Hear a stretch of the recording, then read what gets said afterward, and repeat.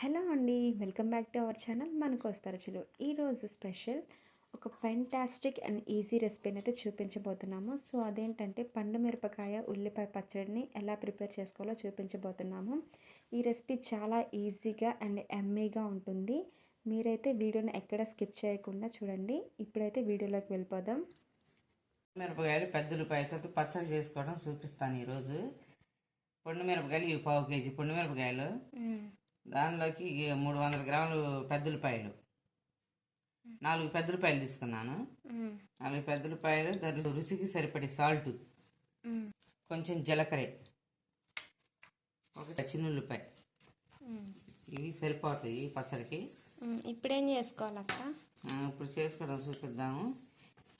ఇక పండు మిరపకాయలు మిక్సీలో వేసుకోవాలి. పండు మిరపకాయలు మిక్సీలో వేసుకున్నాం కదా, 4 మీడియం సైజు ఉల్లిపాయలు తీసుకొని కట్ చేసుకున్నాము. ఆ ఉల్లిపాయలను ఇప్పుడు మనం మిక్సీలో వేసుకుందాం. పండు మిరపకాయల్లో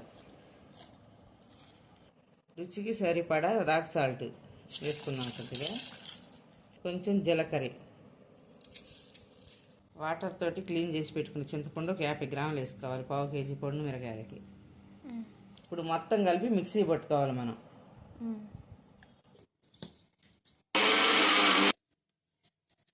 పచ్చడి అనేది ఈ విధంగా మెదగాలి. బాగుంది. ఇప్పుడు ఇది వేరే బౌల్లో వేసుకున్నాం.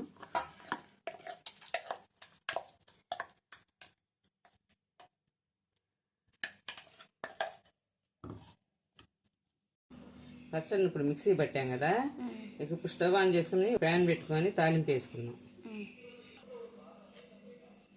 5 స్పూన్లు ఆయిల్ వేసుకోవాలి. ఆయిల్ హీట్ అయిన తర్వాత కొంచెం పచ్చిపప్పు వేసుకోవాలి. ఈ పచ్చట్లో పచ్చిపప్పు బాగా రుచిగా ఉంటాయి తాలింపు వేసిన తర్వాత. మినపప్పు కొంచెము తాలింపు దినుసులకి, ఆవాలు కొంచెం ఎక్కువ వేసుకున్నాం.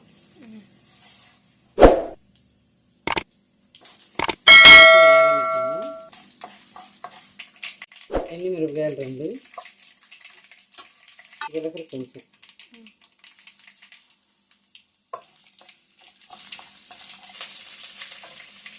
తాలింపు కాలింది.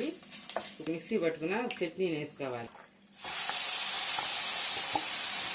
ఈ పచ్చడి అంతా కలిసే విధంగా తిప్పుకొని స్టవ్ మీడియం ఫ్లేమ్లో పెట్టుకొని ఆయిల్ పైకి తేలే వరకు ఉడకనిద్దాము. మధ్యలో పచ్చడిని ఇలా తిప్పుకుంటూ అడుగంటనివ్వకుండా ఉడకనివ్వాలి. సాల్ట్ కూడా చూసుకొని మనం మధ్యలో సాల్ట్ సరిపోకపోతే మళ్ళీ సాల్ట్ కూడా వేసుకోవచ్చు. ఇప్పుడు మధ్యలో తిప్పేటప్పుడు కొంచెం సాల్ట్ సరిపోకపోయినా చూసుకొని కలుపుకోవచ్చు. చూడండి, పచ్చడి మీద నూనె కనపడుతుంది కదా, పచ్చడి ఉడికినట్టే నూనె పైకి తేలుతుంది. పచ్చడి మనకి రెడీ అయిపోయింది. మనం ఇక స్టవ్ ఆఫ్ చేసుకున్నాము. ఈ పచ్చడి వేడి అన్నంలోకి అలాగే టిఫిన్స్లోకి చాలా బాగుంటుంది. పచ్చడిని ఫ్రిడ్జ్లో పెట్టుకోకుండా వారం రోజులు 10 రోజులైనా నిల్వ ఉంటుంది. అలాగే ఫ్రిడ్జ్లో పెట్టుకుంటే నెల రోజుల పాటు నిల్వ ఉంటుంది. ఈ పచ్చడి అంటే మా ఇంట్లో అందరికి చాలా ఇష్టం, అంత బాగుంటుంది ఈ పచ్చడి. ఇప్పుడు ఈ పచ్చడి ఉల్లిపాయ పండు మిరపకాయతో చేసాం కదా, అలాగే టమాటా పండుమిర్చి పచ్చడి కూడా చేస్తారు. నేను అది మీకు వేరే వీడియోలో చూపిస్తానమ్మా. ఇంకా ఇలాగేనమ్మా పండుమిర్చి ఉల్లిపాయ పచ్చడి చేసుకోవడం. ఓకే, చూసారు కదా ఫ్రెండ్స్, పండు మిరపకాయ ఉల్లిపాయ పచ్చడిని ఎలా ప్రిపేర్ చేసుకోవాలో. ఈ పచ్చడి అయితే చాలా టేస్టీగా ఉంటుంది. మీరైతే తప్పకుండా ట్రై చేయండి. అంతకంటే ముందుగా ఈ వీడియోని లైక్ చేయండి, షేర్ చేయండి. ఇలాంటి మరిన్ని మంచి వీడియోస్ కోసం మన కోస్తా రుచుల ఛానల్ని తప్పకుండా సబ్స్క్రైబ్ చేసుకోవడం మాత్రం మర్చిపోకండి. Thanks for watching.